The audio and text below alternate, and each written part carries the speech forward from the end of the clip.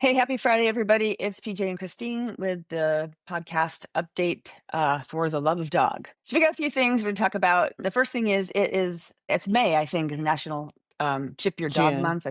Okay, I'm sorry, June. Yeah. So it's Which is National Monday. Microchip Month, right? So on Monday, microchips are wildly important. We've had so many dogs recovered because they, were found. And somebody could read their microchip, scan them and get the microchip.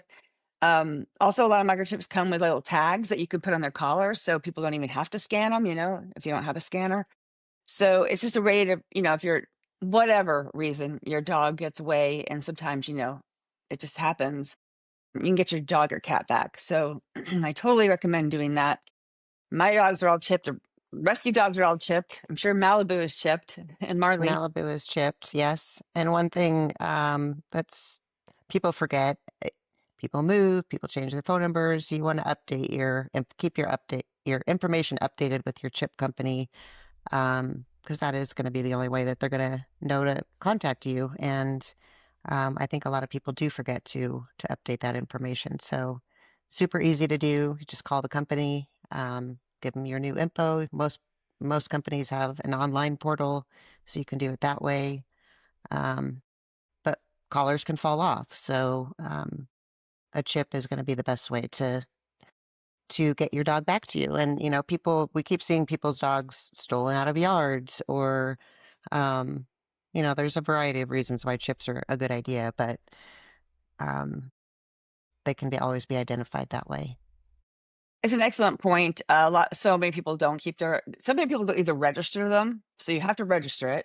Again, it's very easy. It's usually done online. It takes a couple of minutes. And then keeping your phone number and your address updated, that it just helps, like, to get your dog back to you. So we find a lot of dogs that have chips but aren't registered, or we can't get a hold of the person because the information's incorrect or whatever. So definitely something to do. So that's National Chip Your Dog Month.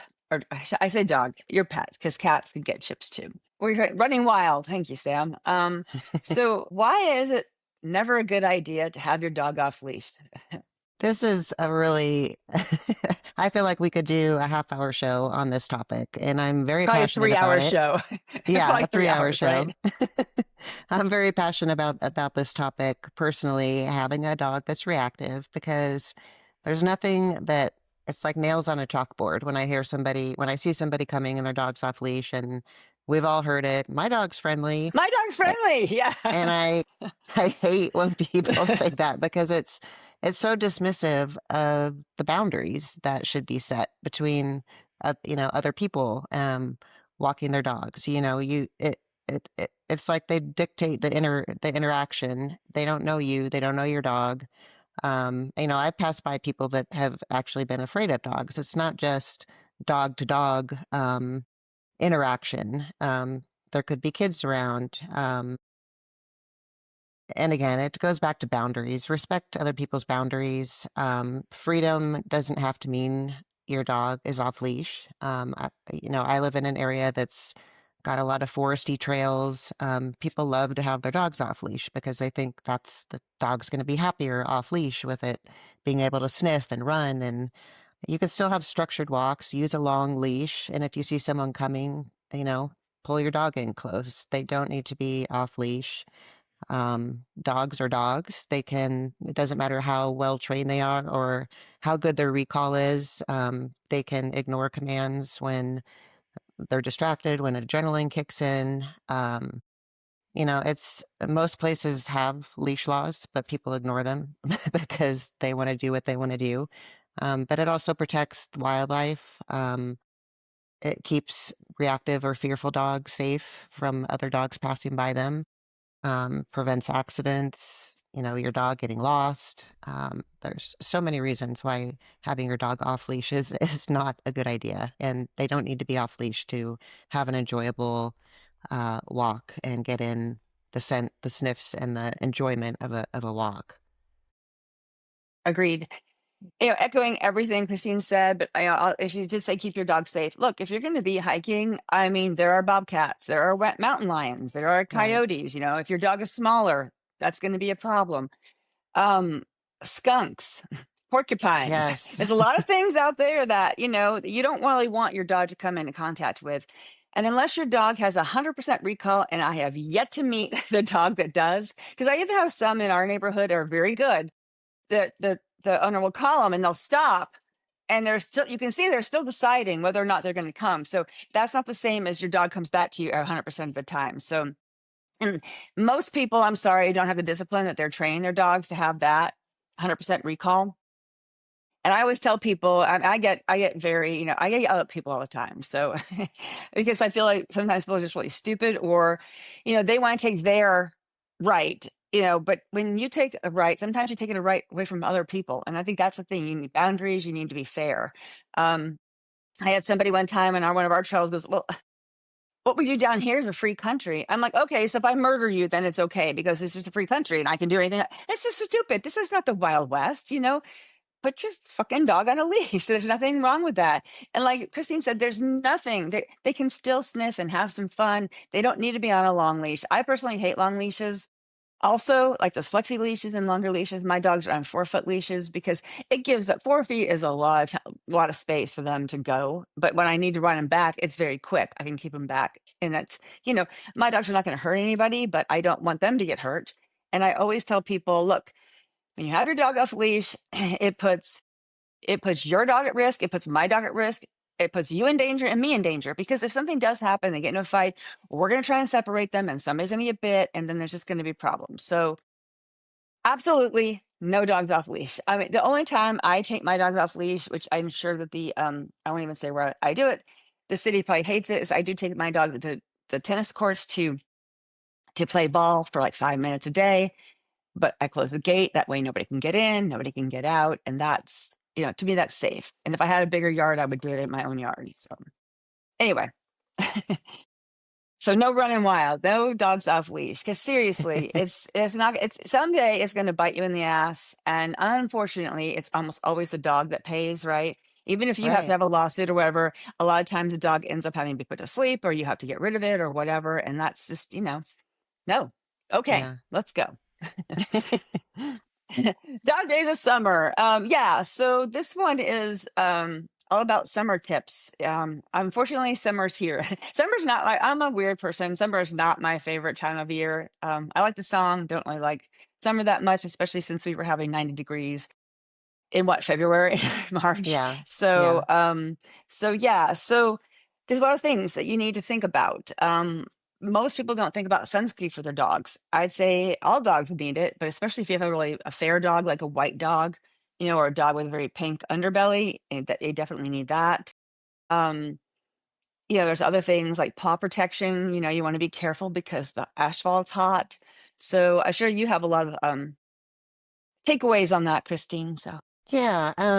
Well, actually started with sunblock, and it's great, but I didn't like having to wash it. I didn't want to keep it on her, all the time. So we actually got SPF t-shirts that are really lightweight, and those are another good idea if you don't want to worry about putting sunblock on. Obviously keeping water with you all the time, never leaving your dog in a warm car. It seems like such a no-brainer, but we continuously see see it it all the and time. see it all the time on the news now. And now I just saw one the other day where the police broke this little puppy out of a car because the lady didn't think anything was wrong with it. They arrested her for animal cruelty, and she's like, "Well, the windows were cracked, and the dog drank water for like a straight 2 minutes because it was so thirsty." I think remembering, like, if you have a senior dog or like the flat-faced breeds, that's going to be really important to remember.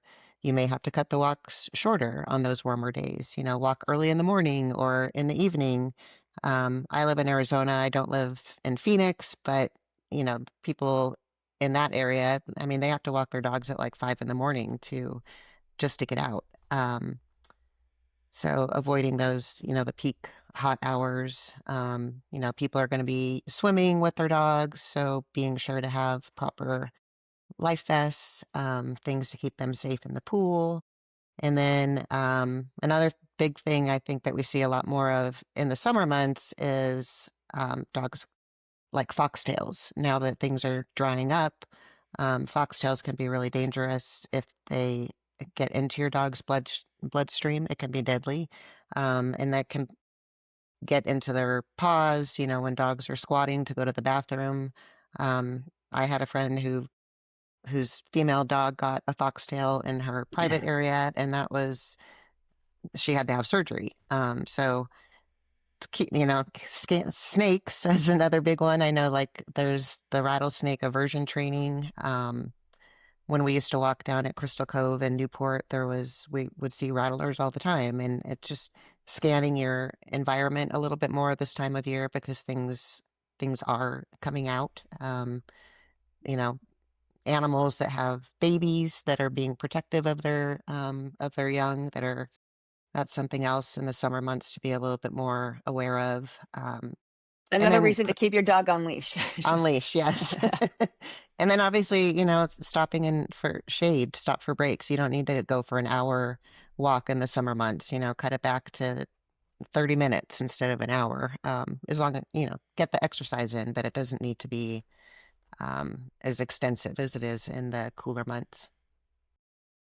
Yeah, I think also, I mentioned the paw thing, but really just if you put your hand down on the asphalt and it feels hot for your hand, don't put your dog's feet on it because it just, especially dogs, I mean, all dogs, but there's dogs who have very like pale pads, like pink pads. They are even more sensitive, So again, just, don't wait till your dog is like doing this, go, oh, wait, is it hot? Because you have shoes on probably. So Yeah. And definitely do that. Go ahead. I actually heard recently, or not too recently, but testing the asphalt with the backside of your hand is more accurate. A lot of people put their palm down on the asphalt, and your skin is thicker there, so you're not going to feel the heat as well as you would if you put it in the backside of your hand. So we started doing that, and it does. I can feel the heat more intense on the backside of my hand. Definitely makes a difference because it's more sensitive. So, Yeah. and the other thing is, unfortunately, and this started for us, again, because like I said, I think it was early March and we were having like almost 100-degree weather here, which was crazy.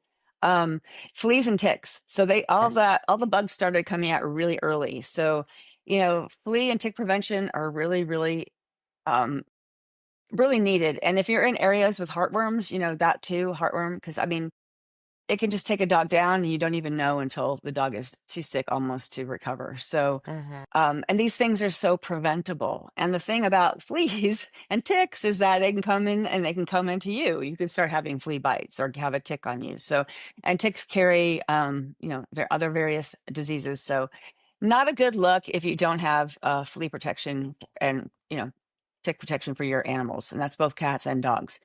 There are Yeah. some, that, if you've had a history of seizures, you have to be careful of which ones you give your cat or dog, but, talk to your vet about that or do some research. There's tons of information online, but just really make sure they're protected. Yeah, and Um, there's a lot of sprays you can use. I know that there's one called Wondercide that it's like a peppermint or like lemon or eucalyptus, and we use that regardless if I was on flea or tick or not. We spray that before we go out, and that repels them as well. So for those people that whose dogs can't be on flea medication. There's a lot of different alternatives where you can just spray your dog before you go out, you know, especially their feet, their underbelly. Um, so that there's options. yeah, and there are some too that are, environmentally friendly that you can spray on their beds and things like that too. So just Hmm. as an added protection. So again, just, Yeah, make it safe and comfortable for all of you during the yeah, summer months. yeah. Everybody wants to have fun in the summer. Except for PJ. She just can't wait till fall and winter came, which we never had like last year. Fall and winter never came. So, but anyway, okay. So next one, walk the walk. So, you've heard us talk about it. I talked about my theory about the Lassie syndrome. How they want everything from their dog. And this one is also kind of a pet peeve with me because whenever I talk to people or train people, they ask me a lot of questions that I feel are stupid. I know there's no stupid questions, but what I realize it's not really a stupid question. I shouldn't say that. What I realize is that they expect more from their dogs than themselves. So, they'll say, well, so and so, introduced a dog to my friend and the dog growled at her. Why? I don't know, I wasn't there, but what I do know is I don't like everybody I meet. I mean, I don't like most people I meet, frankly. So that's just me, you know. I'm weird that way, but I don't like everybody I meet. So do you like everybody, every single person you've ever met in your life? Probably not. So why in the hell would you expect your dog to like everybody? You know, and dogs, it's not that dogs think that you have an attitude or whatever. A lot of times it's energy. They don't like the energy of the person, or they're unsure. They can't see their eyes. Maybe the person has sunglasses on or a hat. It doesn't mean they were abused by somebody with a hat or sunglasses. It's just that dogs take cues, like visual cues and smelling and things. Like it might be a weird smell. Maybe you came from a hospital and it's a weird smell. It doesn't matter why the dog doesn't like you or why it growls. It's only giving that in that particular instance, it was giving them a warning, and that meant like, hey, I don't want to be messed with. But I just don't. I think I guess it just enrages me that people think dogs should be perfect, because I'm not perfect, you're not perfect, and your dog certainly is never going to be perfect. And the thing that I think is, we've talked about this before in other podcasts and whatever, you know, dogs, for instance, dogs don't like you staring at them, right? And I don't know if anybody's ever, Christine's really nice, so it's probably never happened to her, but if you ever been at a bar, when you're younger and somebody's just staring at you and you're like, what the fuck? What do you want from me? Come here and say that, um, but then maybe you don't do that because the guy is bigger, or if you're a guy, or you just don't want to get into a fight, or if you do smack somebody, you might get into a lawsuit, right? You might get sued. Dogs don't have that filter at all. They're like stare, stare, stare. Okay, now I need to do something, right? So again, the dogs are not perfect. Are they amazing? Absolutely. I would trade most people I know for a dog, but you can't expect more out of a dog than you do yourself. And that is just my rant. I'll get off my soapbox and turn over to Christine because I'm sure she has some ideas about that. But again, and she's a lot nicer than I am. But anyway. No, I completely agree on all points. And when a dog does growl, then uh, to me, it's completely unfair for people to assume, oh, that dog isn't friendly, because it may be completely fine with another dog. And to PJ's point, just like people, we gravitate to some people, we, you know, gravitate away from other people. And my dog, again, she's selective, but we'll walk by one dog, no reaction at all, nothing. Everything's good. We don't stop to greet them, but then the next dog coming by, she may growl at, and it's just that energy. And I read her energy. We just keep moving. We don't need to stop and talk to everybody. Some people want their dog to meet every single person that they walk by, and to me, that's just not okay. You need to ask the person if you can greet them, whether it's the person, if they have a dog or not. Be respectful of people's boundaries. They may not want to meet your dog. They may not like dogs. They may have had a bad experience with dogs. Um, but yeah, I think everything PJ said was right on. I think we need to be more in tune with our dogs, and not expect them to be perfect. None of us are. Agreed. And just be aware of your surroundings too, because sometimes I can tell that my dog is going to react because another dog is going to react, and they're not reacting yet, but I can see the other dog is about to react. Right. I watch the owner's body language, and I know this dog is about to react, and then I know my dog is going to react. So again, Yeah. and last thing I'll say about this is like, everybody knows, if you know me, I think the word that dog's aggressive. That word aggression, aggressive is so overused. Because I'm in a bad mood and I yell at people, does that mean I'm aggressive? Probably because I am, but everybody has a bad day, right? So Right. don't judge somebody on their worst day and their worst time.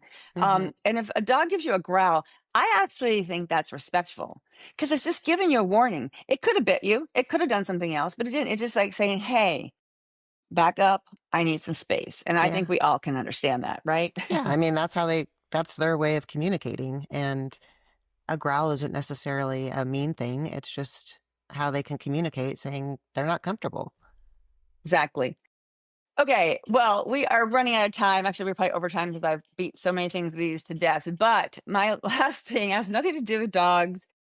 Kind of has something to do with environment. No, not really. I don't know if anybody watched the script spelling bee last night. The final, I am a big nerd. I watch it every year. I love it. I think the kids are amazing. I just want to hug every single one of them. And we actually had a winner from, it was get down to East Coast, West Coast. So it was somebody from New Jersey City. And then the other kid was from Rancho Cucamonga here in California. And he actually won. And it was so impressive. So if you haven't seen it, go watch it online. There he There he is. is. Trey, I can't say his last name, Perkin, I think, but he was pretty phenomenal. They get down to a tiebreaker and they have to spell a bunch of words like within 30 seconds. And I think he spelled like 32 words correctly. And these are not like at, in, like, these are like just ginormous words. And he just, I'm like, I can't even, I don't even, they must have had to roll the tape, back and like really listen to What everyone. what But grade is he in? I think he was like 14, so Okay. 13 or 14. I mean, yeah, some of them are so little, they're 12, and then some of them are so tall, It's just so It's hard funny how to you just see tell. the difference. Yeah.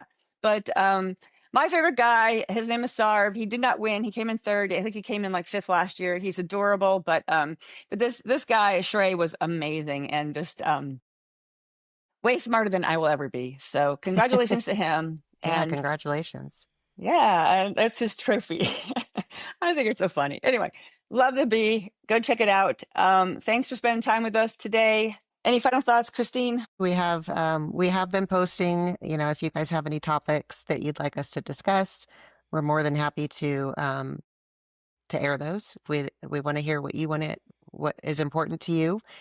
We do have some fun things coming up, so we hope you continue to tune in. We're going to have some adopters on talking about their experience, and we're excited to have them on and talk about their story, why they adopted, and hopefully inspire some more people to adopt. And if you guys ever want to be on, just put that in the comments too, and we'll invite you on, and we'll talk about something. All right. Thanks for listening. Have a great weekend. Take Bye, care, everybody. everybody. Bye.